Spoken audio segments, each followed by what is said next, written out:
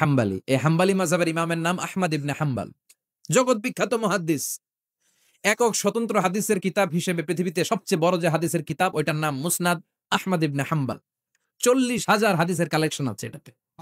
এই ইমাম আহমদ ইবনে হাম্বাল ওনার শেষ জীবনটা হাদিস পড়ানো, হাদিস কালেকশনের জন্য ব্যয় করেছেন।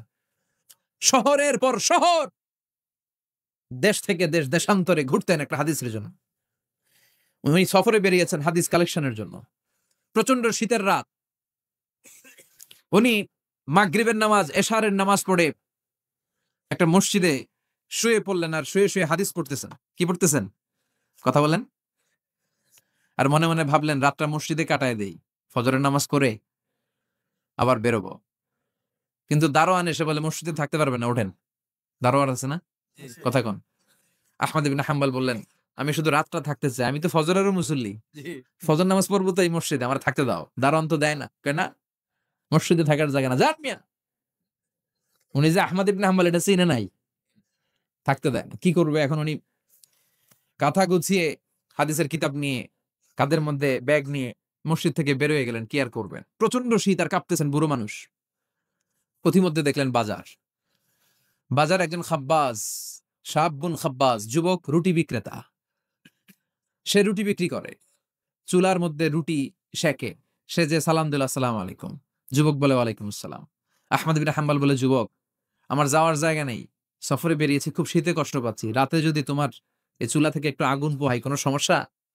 যুবক বলে, না না, সমস্যা না, আহলান ওয়া সাহলান, খোশ আমদেদ, আসেন আসেন, আপনি আগুন পোহাইলে আমার সমস্যা কি? সুবহানাল্লাহ পড়ে। আল্লাহ শুকরিয়া করে উনি বসলেন আর আগুন পোহাচ্ছেন, আর খেয়াল করলেন যুবক রুটি বানায় আর পরে আস্তাগফিরুল্লাহ, রুটির দলা বানায় পরে আস্তাগফিরুল্লাহ, খামির বানায় আর পরে আস্তাগফিরুল্লাহ, রুটি নিয়ে উনুনের ভেতরে, চুলার ভিতরে সেকা দেয় আর পরে আস্তাগফিরুল্লাহ, দোকানদারের কাছে কেউ আসলেই সে রুটি দেয় আর পরে আস্তাগফিরুল্লাহ, ক্রেতার কাছ থেকে টাকা নিয়ে ক্যাশ বক্সে রাখে আর কি পড়ে, আবার রুটি বানানো শুরু করে আর কি পড়ে, খালি এটাই পড়তেছে। ইমাম আহমদ ইবনে হাম্বাল তো অবাক, কিরে এটা আবার কেমন যুবক, খালি আস্তাগফিরুল্লাহ। উনি প্রশ্ন করলেন, যুবক ঘটনা কি? আসার পর থেকেই তোমার দেখতেছি তুমি রুটি বানাও, রুটি বিক্রি করো আর পড়ো আস্তাগফিরুল্লাহ, মালাকা ইয়া শাবাব। যুবক বলে, আস্তাগফিরুল্লাহ আমার সবচেয়ে বেশি পছন্দের আমল, আমি সব সময় আঠার মতে ইস্তেগফারের সাথে লেগে থাকি আর সব সময় পড়তে থাকি আস্তাগফিরুল্লাহ, আর এর বদৌলতে আল্লাহ আমারে মুস্তাজাবুদ দাওয়া বানিয়ে দিয়েছে। আহমদ ইবনে হাম্বাল তো অবাক, আনতা মুস্তাজাবুদ দাওয়া, তুমি মুস্তাজাবুদ দাওয়া, রুটিওয়ালা? আমি এত বছর হাদিস পড়াই, আমিও তো মুস্তাজাবুদ দাওয়া না, আর তুমি রুটি বেচো বাজারে, তুমি মুস্তাজাবুদ দাওয়া, তুমি দোয়া করলেই সব কবুল হয়ে যায়? যুবক বলে, না আনা মুস্তাজাবুদ দাওয়া, আমি আমার জীবনে যত দোয়া করেছি কবুল করে নিয়েছে কে? আল্লাহ। সব দোয়া কবুল করে নিয়েছে আল্লাহ, একটা দোয়া ছাড়া। কয়টা? আহমদ ইবনে হাম্বালের কৌতূহল, কিউরিওসিটি আরো বেড়ে গেল। কি? সব দোয়া কবুল হয়েছে, একটা দোয়া ছাড়া? মাযালিকা দুআ ইয়া শাব, কি সেই দোয়া? যুবক এবার বলতে শুরু করলো, আমার জীবনে যে দোয়াটা আল্লাহ কবুল করে নাই সেটা হচ্ছে, আমি আল্লাহর কাছে অনেক চেয়েছি, অনেক দোয়া করেছে, যে আল্লাহ শুনেছি এই জামানার সবচেয়ে বড় মুহাদ্দিস, তার নাম নাকি ইমাম আহমদ ইবনে হাম্বাল।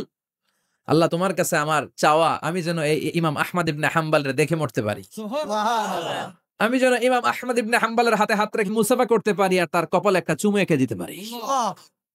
আহমদ ইবনে হাম্বাল আবেগপ্রবণ হয়ে গেলেন, চোখের পানি ছেড়ে দিলেন, বললেন, যুবক তোমার এই দোয়াটাও কবুল হয়ে গিয়েছে। আহমদ ইবনে হাম্বালের দেখা আর সাক্ষাৎ পাওয়ার জন্য আহমদ ইবনে হাম্বালের বাড়িতে তোমার যাওয়ার দরকার নাই, আহমদ ইবনে হাম্বাল তোমার দরবারে ছুটে এসেছে। আনা আহমদ ইবনে হাম্বাল মুহাদ্দিসুদ দাহর, আমি নিজেই আহমদ ইবনে হাম্বাল। যুবক চোখের পানি ছেড়ে দেয়, আহমদ ইবনে হাম্বালও চোখের পানি ছেড়ে দেয়। যুবক চিৎকার মেরে ইমাম আহমদ ইবনে হাম্বালকে জড়িয়ে ধরে, হাতে হাত রেখে মুসাফা করে, কপালের মধ্যে চুমু খায় আর আল্লাহর শুকরিয়া করে বলে, ও ইমাম, আসলে এই দোয়াটাও আল্লাহ আজকে কবুল করে নিল। বিশ্বাস হয়? সবসময় ইস্তেগফার পড়লে আপনার দোয়াগুলোর এইভাবে কবুল করে নিবে কে?